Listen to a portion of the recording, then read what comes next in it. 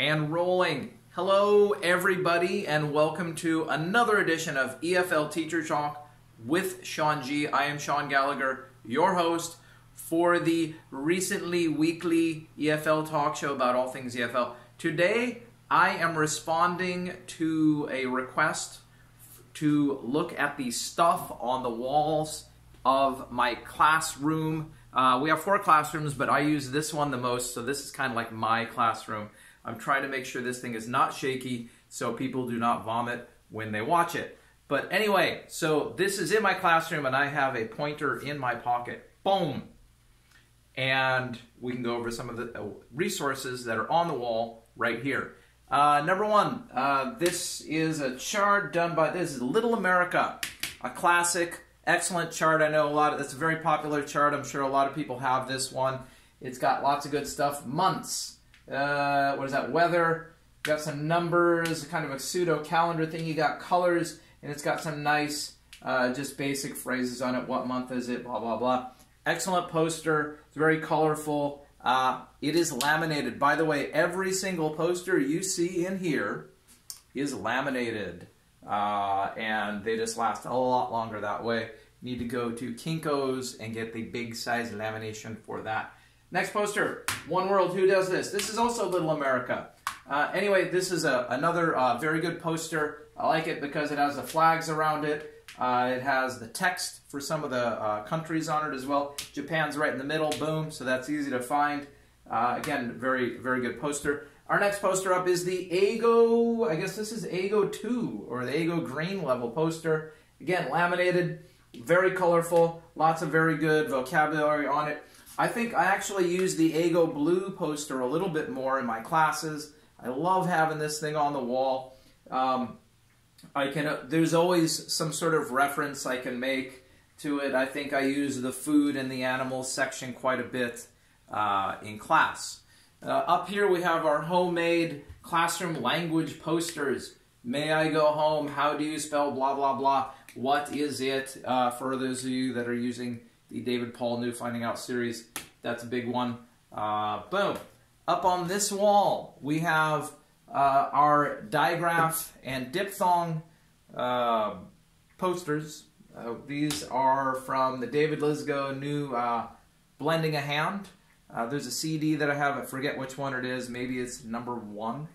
Okay, going over here. Where are we? Okay, I got a couple whiteboards back here. I have some charts that we keep handy. We have pockets full of these, but I also have these guys they're actually normally on the back side of this. It's a magnetized whiteboard. There are magnets on the back of these things, so they just stick. This is a lettering sheet. I use that occasionally, not very often. This is a graphene chart. Use this all the time. Very key component to a couple of our beginning phonics classes. Love this thing. This is our anchor image chart. This is used in conjunction with this one. Again, use this thing all the time. Very, very helpful. Numbers chart. Use this tons. Love it. We also have several. I was almost going to make another video about this. But we have anti-cheating features built in to these resources. So if you compare these two, where is it? Is this one and this one? These are both charts, and the one has, they're different colors. So if you ask the kids, oh hey, you know, what color is, you know, good, and one kid says blue, and then of course the kid with this chart, they're like blue, and of course it's not blue because it's a different color. So anyway, some anti-cheating features built into our charts are very good. And the last thing I will do over here is I'll sit down, and these are very, very important elements that I use in each and every one of my classes. My pointer, you got to have the pointer. I use that quite often, especially when I'm talking about stuff on the walls. This is a broken fly swatter. It works very well. The next thing I have, I might have a cup of chips. This is always very good just when you're doing some sort of quick activity. I usually use it for like brainstorming and stuff like that. Hey kids, give me a word. What starts with good? How about a good word? Okay, good goat. Very good. Okay, and you give them a chip, and you're off to the races, and everybody's brainstorming at that point. Another thing, you just heard my bell. I love these bells. I use them all the time in my classes. Highly recommended. I have a set of 4.